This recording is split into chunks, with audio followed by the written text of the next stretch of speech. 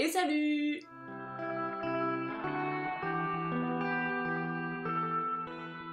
Je me retrouve aujourd'hui sous une chaleur torride que j'apprécie plus que tout pour un petit book haul slash j'ai déjà commencé à lire, j'avoue, de mes livres de rentrée parce que je sors d'une espèce de panne de lecture. J'avais envie de vous parler de ces bouquins que j'ai achetés récemment quand j'étais à La Rochelle pour la première dédicace de la saison et qui m'ont un peu relancé dans la lecture et des sorties que j'attendais le plus et que parfois j'ai déjà eu la chance de lire, mais aussi des romans inattendus qui ont rejoint ma palle et que j'ai vraiment excessivement hâte de lire parce que ça a l'air assez incroyable. Du coup, c'est parti. Je voudrais commencer avec ce que j'estime être mon incontournable de la rentrée. Parce que vraiment, j'attendais ce roman comme le Messie. Je l'ai déjà lu en fait, et il n'a pas été 1000 fois supérieur à mes attentes. Même s'il n'a pas dépassé l'amour que je porte pour le précédent livre de l'auteur. Il s'agit de... Alors, je ne l'ai pas en papier encore parce que j'ai eu la chance d'obtenir un SP numérique. Et du coup, je l'ai lu avant la sortie officielle et je vais aller me l'acheter parce que vraiment j'adore cet auteur. Donc si jamais vous me suivez un peu sur les réseaux sociaux, et je vous encourage très vivement à me suivre sur Instagram où je poste absolument toutes mes lectures. Je suis une très grande fan de Dimitri Rouchon-Bory qui avait écrit il y a quelques années Le démon de la colline aux loups aux éditions du Tripode. J'adore ce roman, je pense que c'est un des romans les plus difficiles que j'ai lu de ma vie, mais c'était aussi un des plus forts et des plus... Genre, ça a été une claque du début à la fin. Vraiment, j'ai été soufflée par ce roman. J'ai lu tout ce que l'auteur a fait depuis. Mais vraiment, celui-là, pour moi, ça a été comme une espèce de révélation que j'avais pas eu depuis très longtemps, encore moins en contemporain. Ça restera pour toujours un de mes favoris. Et du coup, je vais vous mettre l'encart ici, il a sorti un nouveau roman. Et c'est pareil. C'est très différent et en même temps très semblable au démon de la colline aux loups.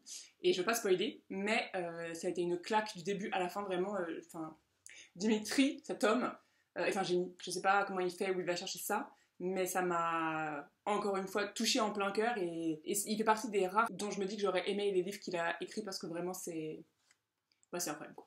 Voilà, donc si vous avez l'estomac bien accroché parce qu'il écrit des romans vraiment très difficiles avec des personnages à qui il arrive vraiment des choses très horribles, c'est moi qui dis ça, mais je vous recommande d'aller le lire parce que c'est assez exceptionnel.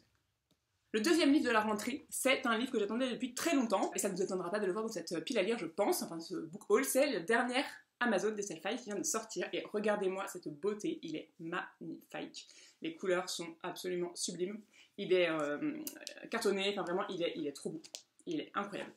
Et je l'attendais comme le Messie parce que j'ai suivi en fait toute la jeunesse de ce roman, puis le début de la création de l'univers jusqu'à la fin, les corrections, tout ça. Vraiment, j'ai vraiment suivi l'histoire de ce roman sans l'avoir lu. J'ai même participé au nommage de certains personnages, même si mes suggestions, pourtant très sympas, n'ont pas été conservées par l'autrice. Et voilà, donc c'est un roman qui parle des Amazones et de toute la mythologie grecque et qui va vraiment vous faire voyager à travers toute la Grèce et tous ces mythes. Et toutes ces figures, notamment féminines, intéressantes, mais aussi masculines. Il y a quelques dieux qui sont vraiment très sympas, notamment je pense à Pan et à Dionysos. Et je veux pas trop vous spoiler parce qu'il y a tellement de choses dans ce roman, et en même temps, quand on le lit, c'est tellement prenant, ça va tellement vite, que c'est un vrai plaisir. Et elle réutilise plein de figures très connues de la mythologie et des légendes grecques. Et vraiment, je vous le recommande parce que si vous aimez la mythologie grecque, vous allez franchement kiffer parce qu'il y en a pour tout le monde, c'est trop bien. Et en young adulte, il aborde vraiment des sujets hyper intéressants comme la famille, le devoir, le fait de ne pas se sentir écouté, ou de ne pas être écouté, de ne pas se sentir comprise, de devoir faire des choix. Si vous aimez la mythologie grecque, je vous recommande plus que 1000 fois cet incroyable bouquin qui est trop bien. Je continue en vous parlant d'un autre roman d'une copine à moi qui est sorti, ou qui va sortir, il me semble que c'est en septembre, aux éditions Scrinéo, et il s'agit du nouveau livre de Miep Rupertus-Anker qui s'appelle La ville de Bresse et de Croc. Pareil, Scrinéo s'est surpassé sur cette couverture quand je dis excusez-moi, mais c'est trop beau. Regardez-moi cette beauté. C'est incroyable. Il est trop beau. Et pareil, c'est un roman dont j'ai suivi la genèse parce que Miep fait partie de notre petit groupe d'écriture. Alors, c'est une espèce d'uchronie où en fait il s'est passé quelque chose sur Terre et c'est lié à un vrai événement qui a vraiment eu lieu, mais dont elle a extrapolé des conséquences. Et notamment les humains, enfin certains humains ont développé des pouvoirs et les animaux peuvent parler. Et on se retrouve à Paris avec une succession de meurtres d'enfants. Notre héroïne, Cécile, va enquêter et vraiment, j'ai trop hâte de lire la version finale de ce bouquin, mais il est tellement beau. Non mais regarde, je pourrais passer ma vie à regarder ce bouquin tellement il est beau. Et voilà, j'ai trop hâte de retrouver Miep dans une nouvelle aventure. Elle avait déjà écrit 2 livres, L'aura noire et La marque rouge. Et voilà, je vous conseille vraiment d'aller voir ce que fait Miep parce que c'est très beau ce qu'elle fait. Et elle y met tout son cœur. Et en plus, elle est une personne formidable, c'est une très belle écrivaine. Roman que j'attendais vraiment beaucoup parce que je l'avais beaucoup vu passer sur les réseaux sociaux et que j'ai trouvé la couverture incroyable et aussi le pitch sympa. Il s'agit de Méduse de Martine Desjardins qui est sorti chez La Talente. Alors, Par contre, cette couverture, s'il vous plaît, c'est un bijou. Vraiment, elle est trop belle, je la trouve incroyable. Par contre, c'est pas un coup de gueule, mais c'est une réflexion que je me fais. Je commence à en avoir un petit peu marre de la mythologie grecque. Voilà. J'adore ça, c'est très sympa. La dernière Amazon est très bien, Méduse est vraiment très bien. Mais j'en ai marre. Juste, j'en ai marre de voir les réécritures voilà, vraiment, j'en ai ras-le-bol. Maintenant, puis la romantaisie s'y est mis. J'avais lu Witch and God. Enfin, en fait, il y a plein d'autres mythologies sympas. Et je trouve que cette fixette qu'on fait sur la mythologie grecque, au bout d'un moment, ben, ça fait un peu vu et revu. Et j'aimerais bien qu'on aille explorer d'autres choses. Je suis sûre qu'il y a plein d'héroïnes et de femmes avec des destins au moins aussi intéressants que ceux de Méduse ou d'autres personnages de la mythologie grecque dans d'autres mythologies ou d'autres panthéons. Et ce serait sympa que, bah, voilà, on aille voir un peu autre chose que ce truc, parce que ça fait très européano-centré quand même cette histoire. Et même en Europe, il y a plein d'autres mythologies et plein d'autres panthéons qu'on pourrait explorer. Et voilà, c'était bien, enfin c'est bien, j'aime beaucoup, mais j'en ai un peu marre. Voilà. Fin de mon petit coup de gueule aparté. Tout ça pour dire que du coup j'ai acheté Méduse et que je l'ai lu tout de suite parce que vraiment j'avais trop hâte de ce bouquin, vraiment alors j'avais pas eu la quatrième, je me suis vraiment fiée au fait que j'adore la couverture. Alors j'ai pas été déçue, j'ai trouvé que cette réécriture contemporaine du mythe de Méduse est très intéressant. Où en fait on suit une jeune fille qui est surnommée Méduse, on l'a tellement tout le temps surnommée Méduse qu'elle en a même elle-même oublié son vrai prénom, et dont les yeux terrorisent tout le monde. Et en fait ses parents n'en peuvent plus, et un jour décident en fait de la mettre dans un espèce d'orphelinat. C'est un espèce d'institut avec des protégés à l'intérieur. Mais elle est tellement horrible, en fait, ses yeux sont tellement horribles que même à l'orphelinat, ils veulent pas d'elle, donc ils en font une servante. Et donc c'est l'histoire un peu de comment elle va s'approprier sa propre monstruosité pour en faire autre chose que ce qu'on lui en a dit. Pour le coup, j'ai trouvé que ce contexte contemporain apportait vraiment une réflexion pas supérieure, mais supplémentaire au mythe de Méduse. J'ai trouvé dommage qu'il y ait quelques scènes répétitives. Notamment en fait quand elle rencontre les protecteurs de l'orphelinat. En fait elle rencontre plusieurs et je trouvais que c'était pas forcément utile d'en avoir autant, pourtant le livre est court et la fin il est tout à fait inattendu et j'ai trouvé que c'était vraiment très intéressant et j'ai beaucoup aimé. J'ai trouvé que voilà, il y avait un propos intéressant et il y a une petite vibe un petit peu Mercredi Addams de la série Netflix que j'ai beaucoup aimé avec d'institut pour personne bizarre, donc un peu comme Mercredi Addams qui même elle ne trouve pas sa place dans une école pour les outcasts quoi. Donc j'ai trouvé que c'était vraiment intéressant, ça m'a fait un peu penser à ça, un peu sombre, un peu mélancolique, un peu vénéneux, et j'ai beaucoup aimé. Et en fait je pense que je vais aller m'intéresser à ce que fait Martine Desjardins parce que j'ai beaucoup aimé sa plume et sa manière de tresser l'histoire. Un autre livre que j'ai lu récemment et qui m'a un peu sauvé de ma panne de lecture, et c'est encore du contemporain. En fait en ce moment j'ai lu beaucoup de contemporain, j'ai beaucoup du mal à lire de la SF ou de la fantasy. Je suis, malgré l'offre foisonnante, un peu toujours déçue par ce que je lis. Donc je me suis un peu retournée vers le contemporain. Et le livre qui m'a sorti de ma panne de lecture du mois d'août, c'est Peine des Faunes de Annie Lulu. Alors, je ne sais pas si vous le savez, parce que je ne suis pas sûre d'en avoir parlé sur cette chaîne. Ah bon, déjà cette couverture est incroyable. Mais je suis une très grande fan de Véronique Ovaldé. Un jour peut-être je vous parlerai de Véronique Ovaldé, que j'ai rencontrée il y a cette année d'ailleurs, et ça a été une très belle rencontre. Genre j'ai vraiment adoré parler avec cette femme, mais bref. Ça pour dire que Véronique Ovaldé écrit des livres où elle parle de femmes, en fait elle parle quasiment exclusivement de femmes, et de lignes de femmes, et de familles de femmes. Et j'adore ces histoires-là parce que je trouve que la matrilinéarité et l'héritage maternel c'est vraiment quelque chose qui est hyper intéressant. Et que j'explore d'une certaine manière aussi dans mes romans. Mais bon bref, j'adore ce qu'elle fait, je trouve que sa plume est incroyable, c'est trop beau. Et j'étais au Salon du Livre de Paris où je suis restée, je pense, 2h30, tellement c'était pas terrible cette édition, on va pas se mentir. D'ailleurs, dites-moi en commentaire si vous êtes passé au Salon du Livre, ce que vous en avez pensé. Moi j'ai pas beaucoup aimé cette nouvelle édition, ce nouveau format, j'ai trouvé que c'était brouillon, pas clair, le bordel, et voilà, ça m'a pas sorti. Je passais sur mon chemin du retour pour sortir et rentrer chez moi, parce que vraiment je fuyais littéralement le lieu, devant le stand des éditions Julliard, et j'ai vu cette couverture que j'ai trouvée magnifique. D'ailleurs, il me semble qu'elle ressort chez Pocket et qu'ils ont gardé la même couverture tellement elle est belle. Et du coup, je m'approche, et en fait, le stand est tenu par l'éditrice de ce roman, qui a commencé à me parler de l'autrice et du travail qu'il faisait, et tout machin. Et je l'ai trouvée tellement mignonne, cette femme, cette éditrice, que je lui ai dit, ok, je prends le roman. Et je l'ai un peu oublié, et je l'ai ressorti, et franchement, je ne le regrette pas parce que je prenais le train pour aller à La Rochelle en me disant, il était 8h, oui, je vais prendre celui-là, puis je vais le commencer et je vais dormir. Et au final, j'ai lu 3 heures non-stop de ce bouquin, tellement j'ai été embarquée dans l'histoire. Bien sûr, une histoire de femmes, donc une lignée de femmes, en Tanzanie, dans les années 80.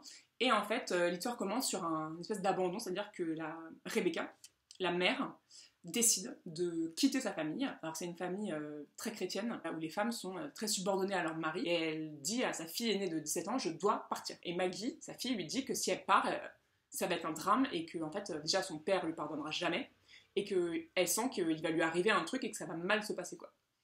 Et en fait, Rebecca, elle décide de partir quand même. Donc elle part. Et effectivement, c'est l'espèce de première pierre de l'avalanche qui va déclencher toute une histoire qui va se répercuter sur toutes les femmes de cette famille, donc des années 80 jusqu'en 2047 en Écosse. Et c'est l'histoire en fait de cette transmission des femmes, enfin de ce qui s'est passé depuis ce moment-là chez les femmes de cette famille, sous le prisme de chacune d'entre elles. Et donc du coup dans cette famille, ils disent que les femmes savent toujours si elles vont avoir une fille ou un garçon parce qu'elles descendent des volcans et elles se transmettent l'éclat du volcan de femme en femme.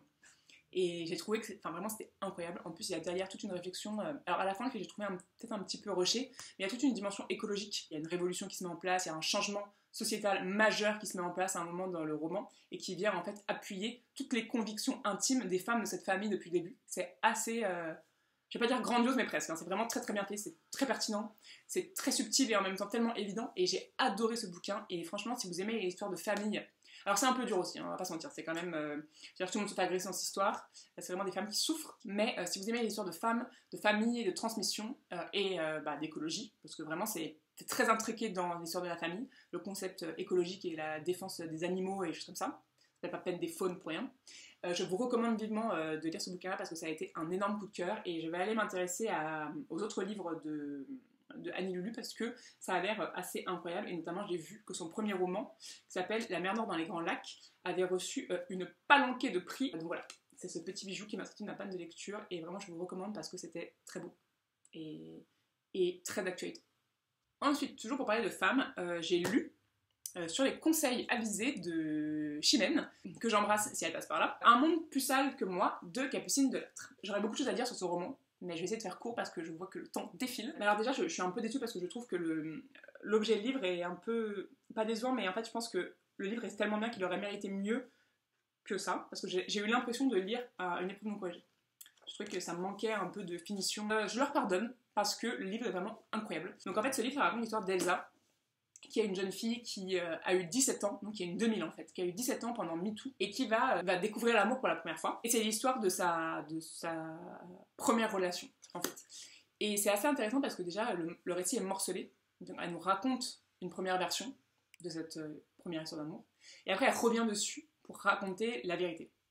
Et donc c'est une histoire d'abus, mais c'est pas une histoire d'abus... alors c'est violent, mais c'est une histoire d'une jeune femme qui pensait que avoir grandi avec MeToo, en fait, ça allait la protéger, et qui se rend compte qu'en fait, ça suffit pas. 1 milliard de façons d'être une victime, en fait, du patriarcat et de MeToo. Une bonne façon, une mauvaise façon, un spectre de la victime, en fait, sur lequel elle-même a du mal à se placer parce que pendant très longtemps, elle a du mal à admettre qu'elle a été violentée.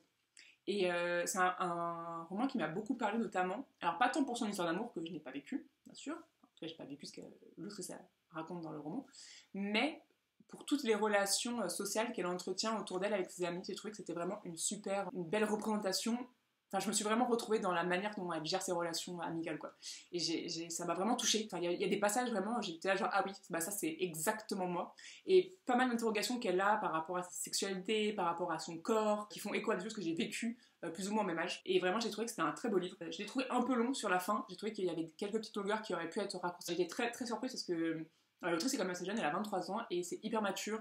Et en même temps, c'est un peu triste, mais c'est pas complaisant. Et j'ai trouvé que c'était intéressant d'avoir ce point de vue d'une femme qui est violentée sans que ce soit agressif.